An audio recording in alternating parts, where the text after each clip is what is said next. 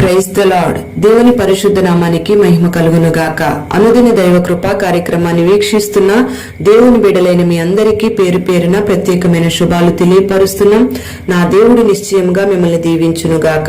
యోబు గ్రంథం 5వ అధ్యాయం 17వ వాక్యంలో దేవుడు గద్దించు మనుష్యుడు ధన్యుడు, కాబట్టి సర్వశక్తుడగు దేవుని శిక్షను తృణీకరించకుమని ఈ వాక్య భాగంలో రాయబడి ఉంది. మనం దేవుణ్ణి అడిగేటప్పుడు దేవుని యొద్ద నుంచి ఆశీర్వాదం రావాలని, మేలులు పొందుకోవాలని, మన అవసరతలన్నీ తీర్చబడాలని కోరుకుంటూ ఉంటాం. కానీ దేవుని గద్దింపును కోరుకోవడానికి ఇష్టపడం, దేవుని శిక్షను కూడా మనం తృణీకరిస్తూ ఉంటాం.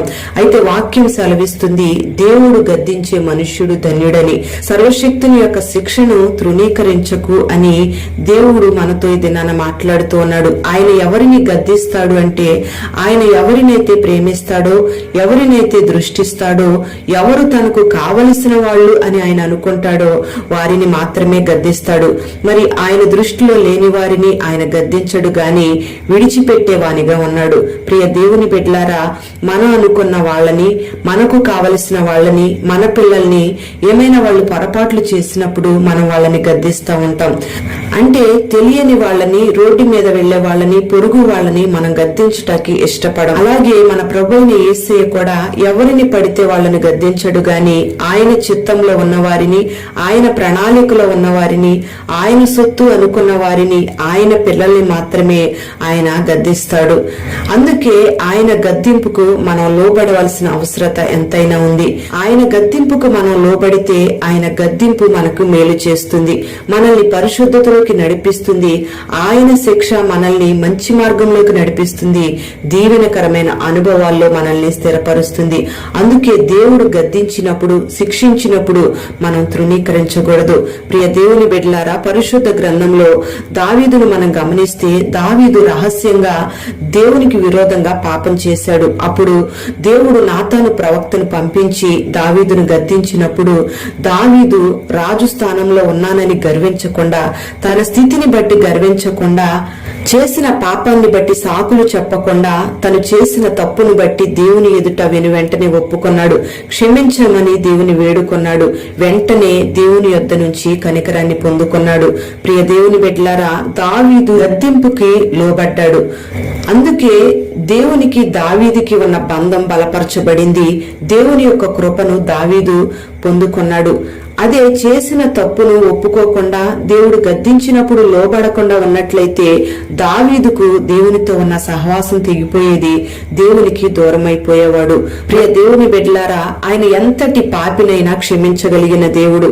మరి ఈ మాటలు వింటున్న నీవు ఈ దినాన తెలుసో తెలియకో నీ జీవితంలో నువ్వు పొరపాట్లు చేసి ఉన్నా, దేవునికి విరోధమైన కార్యాలు నీలో నిలిచి ఉన్నా, దేవుడు నిన్ను గద్దిస్తున్నప్పుడు ఆయన మాటకు నువ్వు లోబడి నీలో ఉన్న ఆ పాపాన్ని విడిచిపెట్టినట్లయితే నువ్వు కనికరించబడతావు. అది ఎంతటి పాపమైనా, అది ఏ పాపమైనా దేవుడు క్షమించడానికి సిద్ధంగా ఉన్నాడు, కనికరించడానికి సిద్ధంగా ఉన్నాడు.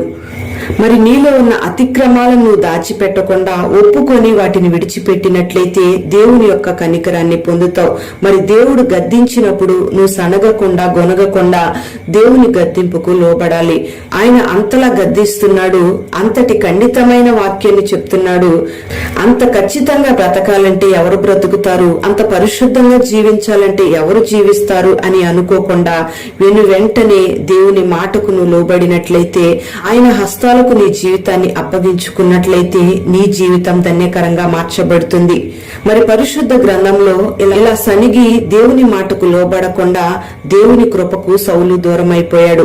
రాజ్యాన్ని, రాజరికాన్ని కూడా సౌలు పోగొట్టుకున్నాడు. ప్రియ దేవుని బిడ్డలారా, ఆశీర్వాదాన్ని, అభివృద్ధిని, ఐశ్వర్యాన్ని కోరుకోవడం మాత్రమే కాదు గాని ఆయన గద్దింపును మనం కోరుకోవాలి, ఆయన శిక్షను మనం లక్ష్య పెట్టాలి. అప్పుడే ఆయన అపరిమితమైన దైవ కృపను మనం పొందుకుంటాం. ఆయన కనికరాన్ని పొందుకొని ఆశీర్వాదకరంగా ఈ లోకంలో జీవించగలుగుతాం, మన జీవితాలను ధన్యకరంగా మార్చుకోగలుగుతాం. మరి ఈ దినాన దేవుడు గద్దిస్తున్న గద్దింపుకు లోబడి ఆయన శిక్షను అంగీకరించే మనస్సును దేవుడు ప్రతి ఒక్కరికి అనుగ్రహించునుగాక. ప్రార్థన. పరిశుద్ధుడవైన తండ్రి, ప్రేమ కలిగిన దేవా, నీకు స్తోత్రం చెల్లిస్తున్నాం. ఈ దినం ఈ మాటలు విన్నని బిడ్డలందరినీ పేరు పేరున మీరు ఆశీర్వదించండి.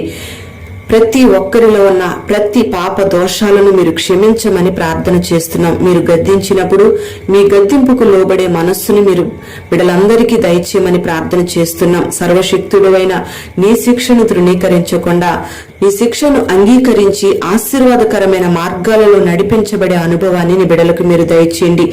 ఈ మాటలు వినని బిడలందరినీ పేరు పేరున దీవించండి. మీరు గద్దించినప్పుడు మీ గద్దింపుకు విసుకకుండా దావీదు వలె వెంటనే పశ్చాత్తాపడి పాపాలను విడిచిపెట్టి జీవితాలను సరిచేసుకునే అనుభవాన్ని నీ బిడ్డలందరికీ మీరు దయచేయండి. ప్రతి ఒక్కరూ కనికరాన్ని, కృపను పొందుకోవడానికి అర్హులుగా మీరు మార్చండి. నీలో వస్తున్న ప్రతి దీవెనను, ఆశీర్వాదాన్ని అనుభవించడానికి యోగ్యత కలిగిన పాత్రలుగా మార్చి ప్రతి బిడ్డను మీరు ఆశీర్వదించి ధన్యులుగా మార్చమని యేసు నామములో అడుగుచున్నాము తండ్రి. ఆమేన్.